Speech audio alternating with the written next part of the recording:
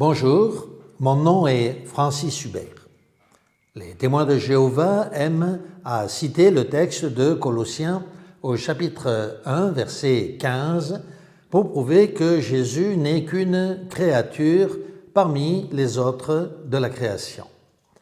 Nous allons donc ensemble vérifier dans cette vidéo que, sous prétexte d'éclaircir le texte biblique, le Collège central des témoins de Jéhovah a au contraire sciemment obscurci ce passage, en a dévié le sens profond, et nous verrons en même temps comment ce texte, au contraire, prouve que Jésus est Fils de Dieu, Dieu lui-même.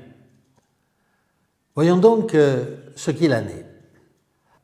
Dans la traduction des témoins de Jéhovah, la traduction du Monde Nouveau, il est écrit « Il est l'image du Dieu invisible, le premier-né de toute création. » Alors les témoins de Jéhovah nous disent « Vous voyez bien, la Bible elle-même le dit, Christ est le premier-né de toute création.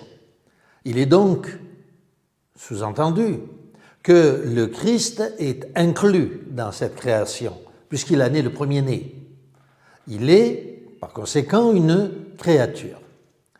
Mais comme nous allons le démontrer, il s'agit là d'une déformation fallacieuse de la pensée de l'apôtre Paul.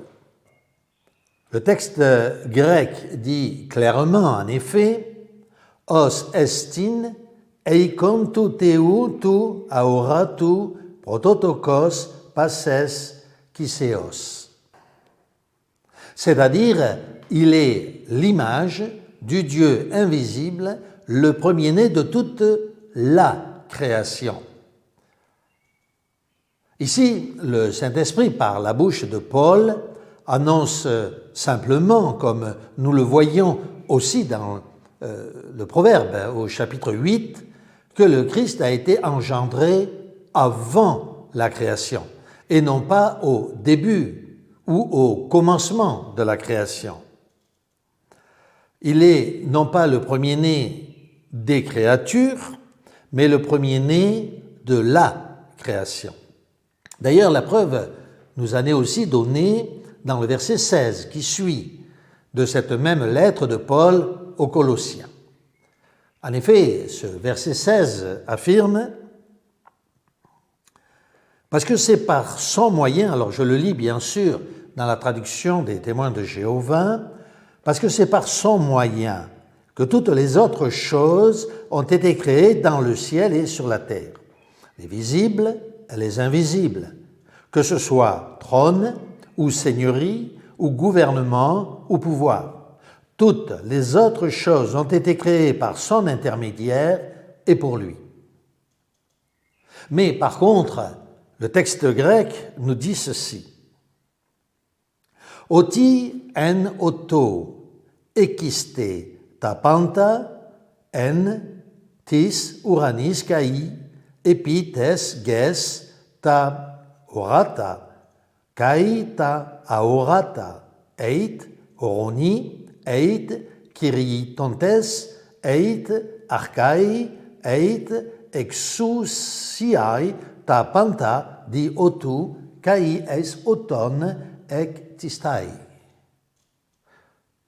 Nous constatons, si vous pratiquez un petit peu le texte grec, que des mots ont donc été ajoutés, des vocables, des locutions même, ont été rajoutés dans la traduction des témoins de Jéhovah.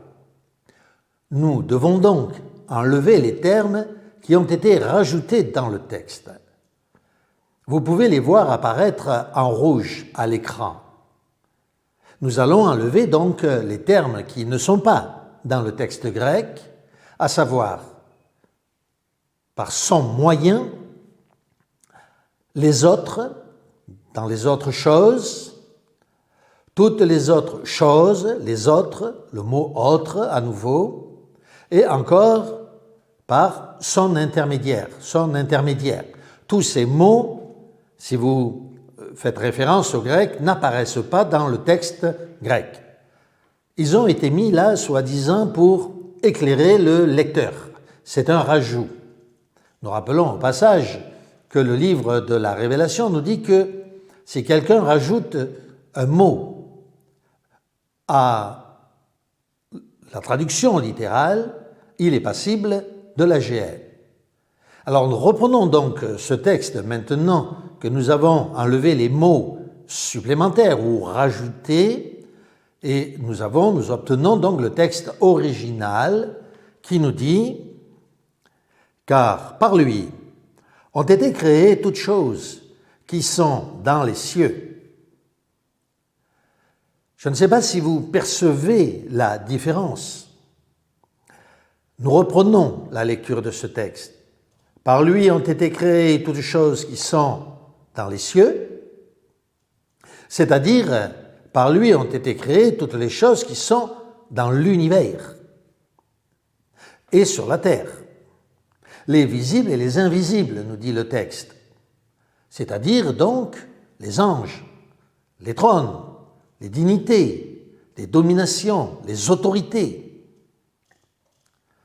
C'est ainsi que toutes choses ont été créées par le Christ qui, lui, avait été enfanté, ou plus exactement engendré, comme nous le dit la Bible, de Dieu, ce que d'ailleurs nous dit le verset 16 que nous venons d'analyser.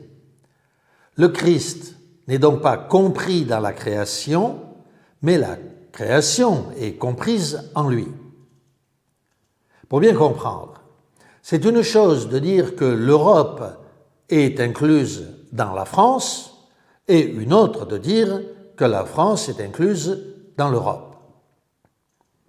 D'ailleurs, comme nous le lisons, le verset 16 termine en disant « Tout a été créé par lui, et non pas au moyen de lui, et pour lui. » Si nous prenons le verset 17 dans la traduction des Témoins de Jéhovah, nous lisons « De plus, il existait avant toutes les autres choses, et toutes les autres choses ont reçu l'existence par son moyen. » Oui, sauf que le texte grec ne nous dit pas cela. Là encore, des vocables ont été rajoutés au texte grec pour nous aider à comprendre.